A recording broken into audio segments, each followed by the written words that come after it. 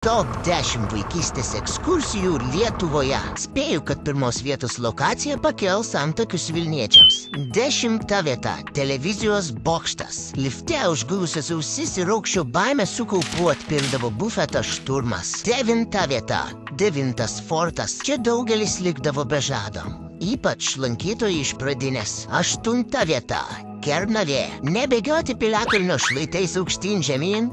Gerai auklėtoja, sutariam. 7 vieta – Nida. Pušis, jūra, kopo švyturys, bet smagiausia tai nakvynė ir draugų būrys. 6 vieta – Arklio muziejus. Ne tik arkliai, bet ir bitės, duona, molis, žodžiu tikras edukacijų rojus. 5 vieta – Sąvartynas. Netikėta, bet iš paminėjimų kiekio sprendžiame, kad įsimintina patirtis. 4 vieta – Planetariumas. Nors ir kiekvienais metais, bet rasi geresnę vietelę nusnausti po žvaigždėmis. 3 vieta – McDonald's. Ne apžiūrėti šaldytuvų ar išsidažyti veidą, tiesiog visiems po čyzą ir bulvyčių.